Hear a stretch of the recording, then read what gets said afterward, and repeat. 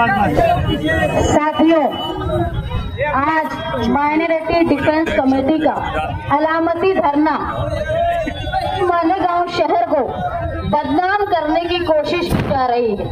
हम माजी में कुछ दिनों से देख रहे हैं कि जहाँ मुसलमान कसीर आबादी होती है, जहाँ माइनॉरिटी की आबादी ज्यादा होती है, वहाँ कहीं बीजेपी अपने पार्टी के लोगों को माइनॉरिटी को परेशान करके या कहीं वो अपने दलाल पार्टी को भेजकर माइनॉरिटी को एक तरफा करके अक्सरियत में वोट लेने का काम करती है। मुसलसल हम पिछले दिनों से देख रहे हैं मालेगांव शहर में कहीं बीजेपी या कहीं बीजेपी की मुखालिफ दिखने वाली दलाल पार्टियां मालेगांव शहर के हालात मजहब के नाम से खराब कर रही हैं। आज ये वक्त आ गया है कि मालेगांव शहर निशाने पर है। हम देख रहे हैं कि तारीख में कभी ऐसा नहीं हुआ कि जहां बेगुनाह मर्द 12 नवंबर में मालेगांव शहर में फिरका परस्ती का शिकार हुए।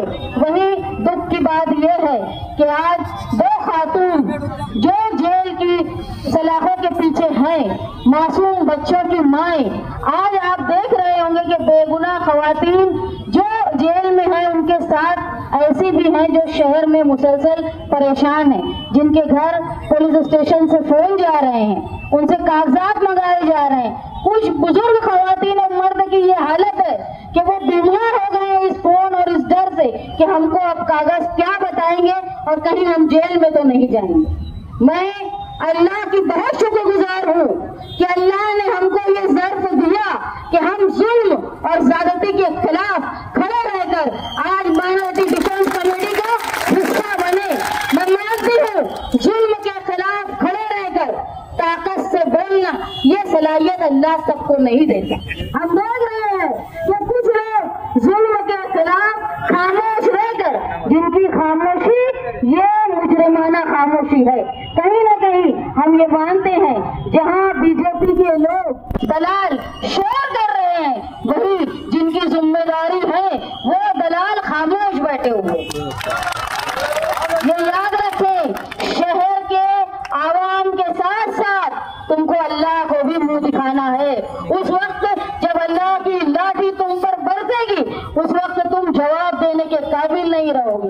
इसलिए बेहतर है कि जिस तरह फलस्तीन पर जब हम जुल्म होता है तो हम मुखालफत करने के लिए खड़े होते हैं, जब अफगानिस्तान पर जुल्म होता है तो हम मुखालफत करने के लिए, एहतजाज करने के लिए खड़े होते हैं। यहाँ तक के चीन में, जापान में जब अर्थक्वेक आता है तो हम वहां भी दुख की बात करते हैं। लेकिन दुख इस बात का है कि जब मालेगांव शहर की 2 खवातीन और सैकड़ों बुजुर्ग खवातीन और नौजवान आज परेशान है तो हम मुखालफत और एहतजाज करने के लिए खड़े नहीं है। ऐसे लोगों को शर्म के मारे डूब मरना चाहिए। अगर हिंदुस्तान के साथ साथ दुनिया में जहां भी माइनॉरिटी पर जुल्म होता है वहां आवाज उठाने का काम हम करते हैं, तो मालेगांव शहर में जब जुल्म हो रहा है तो जो लोग खामोश हैं उनको जवाब देना होगा। या हो सकता है जहां इज्जत नफ्स खत्म हो जाती है, खैर खत्म हो जाती है, वहां कोई जवाब दो भी नहीं होता। खैर, अल्लाह जिनके इज्जत नफ्स जिंदा रखे। आज हम लोग ये देख रहे हैं कि कहीं शाही परिवार भिवंडी में बांग्लादेशी पकड़े जा रहे हैं, कहीं दिल्ली में बांग्लादेशी पकड़े जा रहे हैं, कहीं बंबई में बांग्लादेशी पकड़े जा रहे हैं, कहीं रामदास बांग्लादेशी पकड़ा जा रहा है तो कहीं मोहम्मद शरीफ बांग्लादेशी पकड़ा जा रहा है।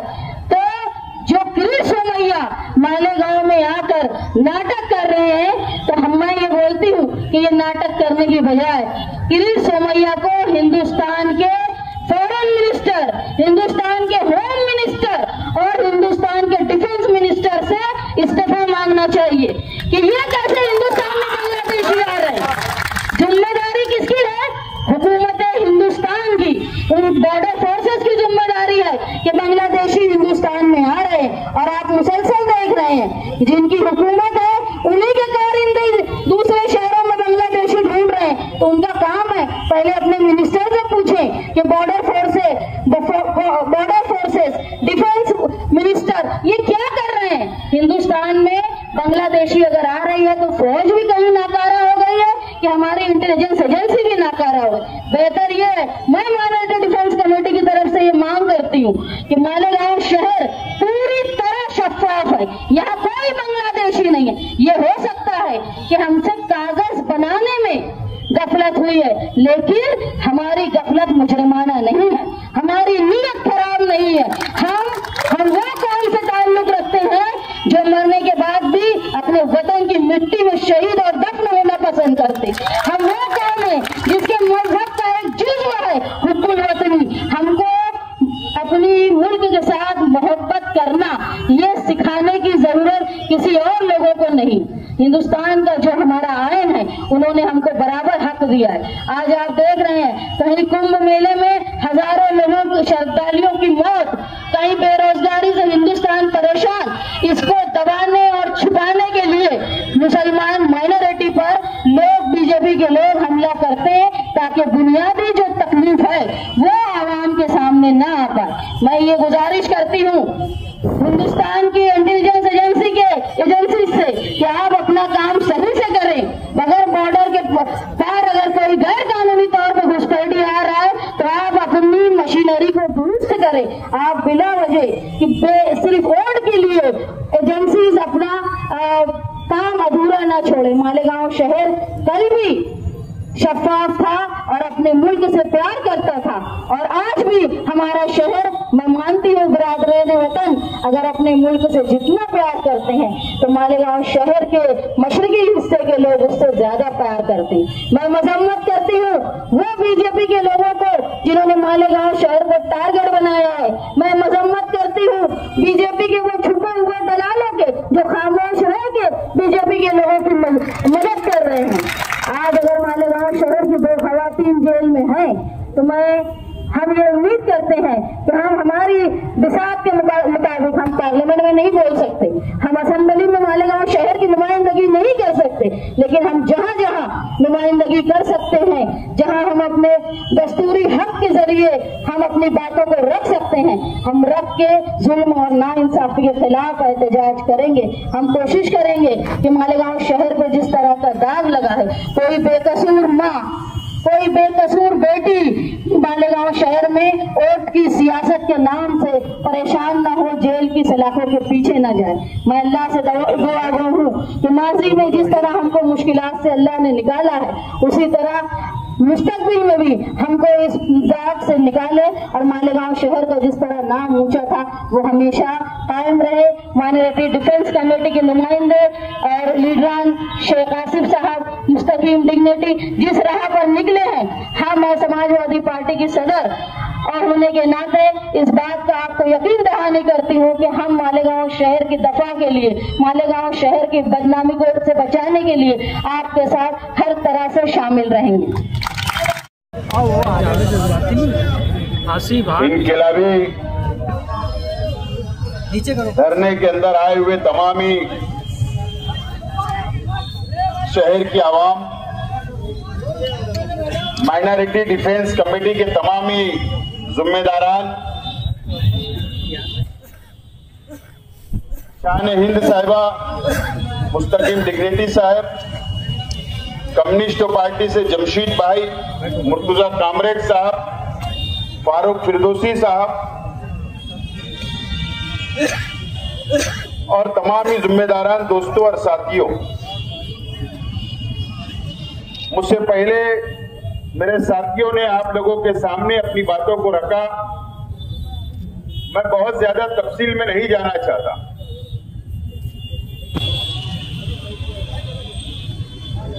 आज 7 तारीख है। माइनॉरिटी डिफेंस कमेटी ने 6 तारीख तक का वक्त दिया था एसआईटी को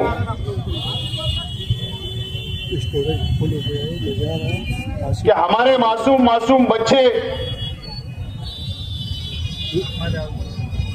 जिनको तालीम हासिल करना है अभी नए तालीमी साल से,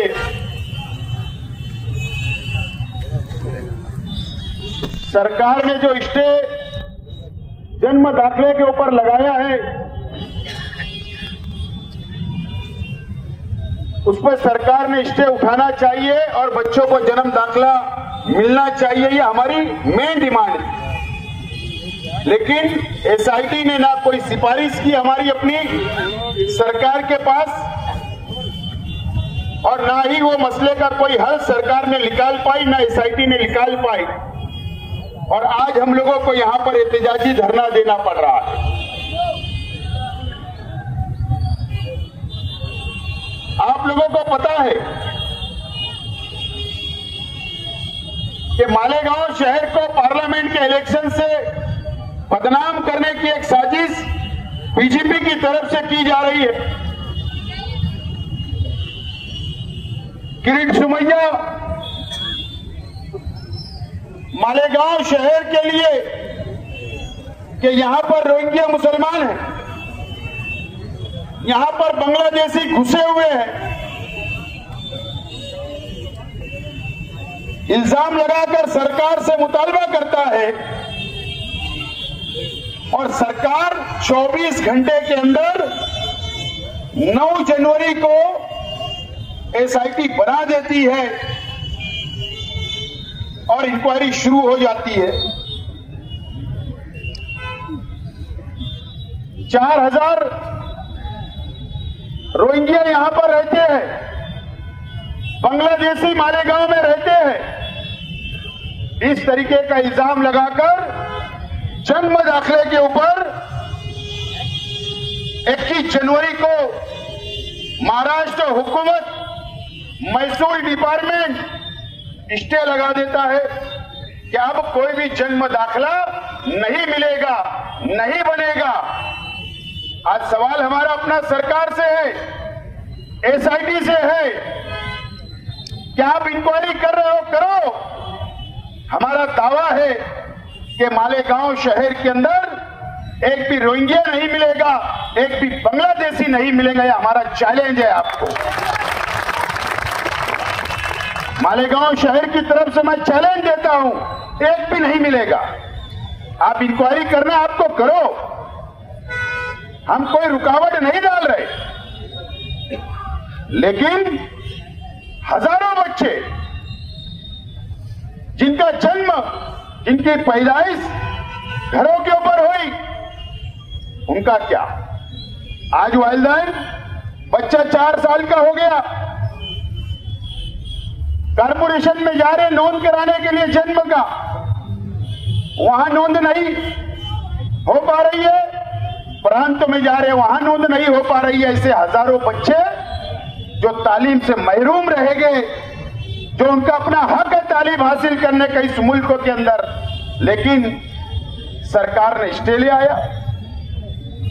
आज हम इस एहतजाजी धरने से एसआईटी के तमाम जिम्मेदारान से, महाराष्ट्र हुकूमत से मुतालबा करते हैं कि आप ये स्टे को उठा लो।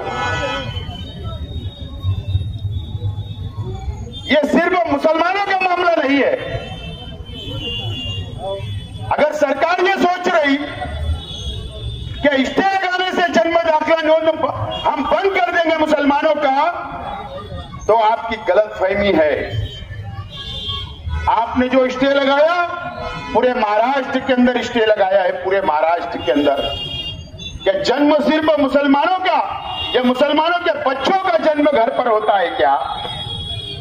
हमारे हिंदू बहनें भी जन्म अपने बच्चों को घरों में देती है, हमको पता है, लेकिन आप गलत रास्ते पे जा रही है हुकूमत ने इसके ऊपर सोचना चाहिए और फैसला करना चाहिए। आज हमारा ये ट्रेलर है, ये धरने का, पिक्चर अभी बाकी है, समझ लेना चाहिए। अगर सरकार ये सोचेगी, बीजेपी ये सोचेगी कि हम मालेगांव की आवाम को डरा लेंगे, बिल्कुल हम इस देश के कानून को, इस देश के संविधान को मानने वाले लोग हैं, बिल्कुल उसका आदर होगा। आपने एसआईटी बनाई, उसका विरोध ना कल था, ना आज है और ना कल रहेगा। लेकिन अगर आप किरीट सुमैया को भेजकर बीजेपी ये सोचती होगी कि यहां पर प्रशासन पर दबाव बनाएंगे, मालेगांव शहर के आवाम पर दबाव बनाएंगे, तकलीफ देंगे, तो ये शहर कभी बर्दाश्त नहीं करेगा। ये बात सरकार ने और बीजेपी ने भी नोट करना चाहिए। दोस्तों और साथियों, आज हमारी 2 बहनें सेंट्रल जेल में हैं। एक नौजवान सेंट्रल जेल में है। एक वकील खालिद यूसुफ साहब, उनको मुजरिम बनाया गया। कल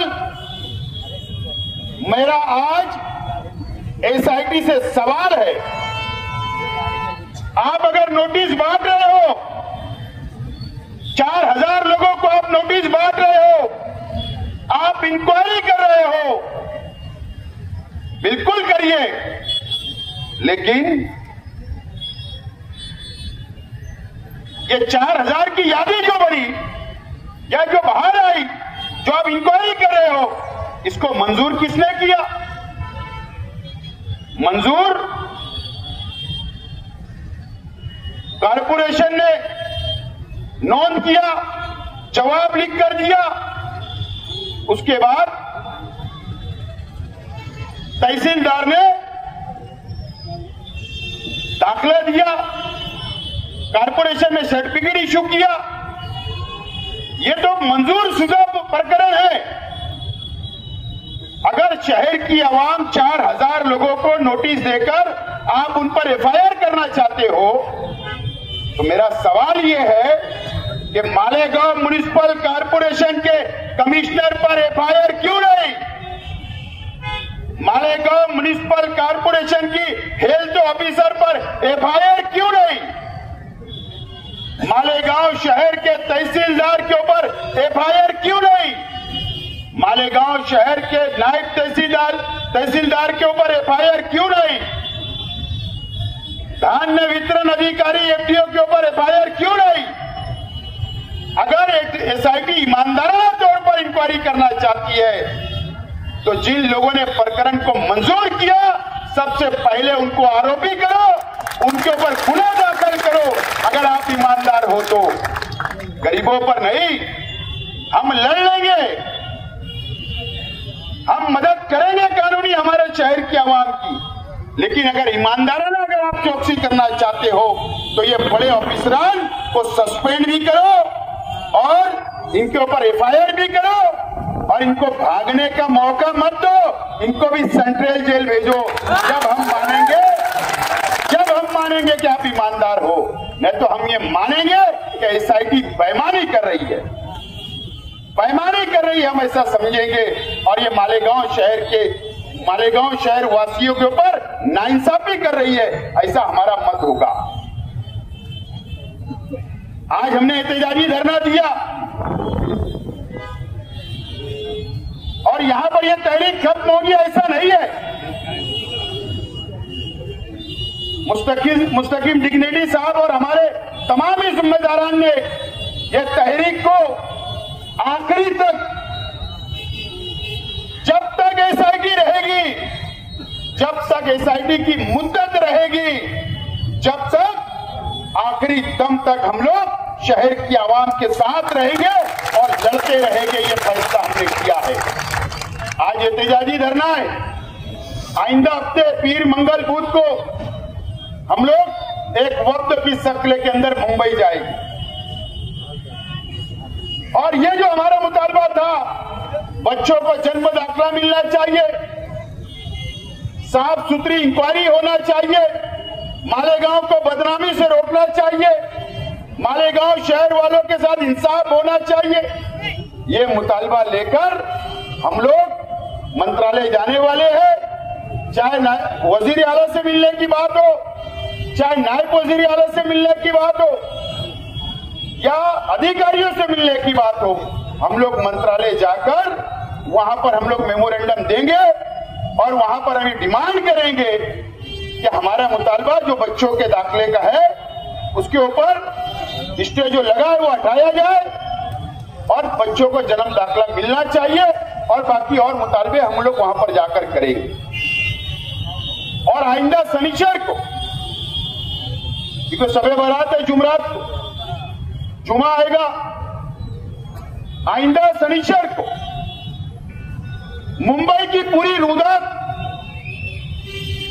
प्रेस के जरिए प्रेस कॉन्फ्रेंस लेकर हम शहर की आवाम के सामने रखेंगे हमारी बातों को, और उसी दिन आइंदा का लाएमल हम लोग तैयार करेंगे और ये लड़ाई को आगे बढ़ाएंगे। पुरअमन तरीके से हम लोग आगे बढ़ाएंगे। दोस्तों और साथियों, मैं आज मालेगांव शहर की आवाम से अपील करता हूं कि मालेगांव शहर को बदनाम करने के लिए, मुसलमानों को बदनाम करने के लिए यह शहर को टारगेट किया जा रहा है। अभी मैंने देखा एक साथी ने हमें नोटिस बताई कि हमें भी बुलाना हुआ। कई लोगों को पुलिस स्टेशन से, कई लोगों को कारपोरेशन से फोन जा रहे। बिल्कुल आप लोगों को घबराने की जरूरत नहीं है। आप लोग कल से जो राष्ट्रपति भवन है उसके नीचे पहले माले पर जो शेख रशीद चैरिटेबल फाउंडेशन का ऑफिस है वो सुबह से रात तक खुला रहेगा। वहां जिम्मेदारान बैठेंगे और समाजवादी पार्टी ऑफिस के ऊपर भी सुबह से लेकर रात तक वहां भी जिम्मेदारान बैठेंगे। शहर की आवाम, अगर किसी को नोटिस मिलती है, किसी को फोन आता है, तो आप शहर के आवाम हमसे राब्ता करें और राब्ता करने के बाद अब आप लोगों की रहनुमाई हम लोग करेंगे। लेकिन हम लोगों को इंक्वायरी का सामना करना है, हम लोगों को डरना नहीं है, हम लोगों को भागना नहीं है। ये शहर हमारा है,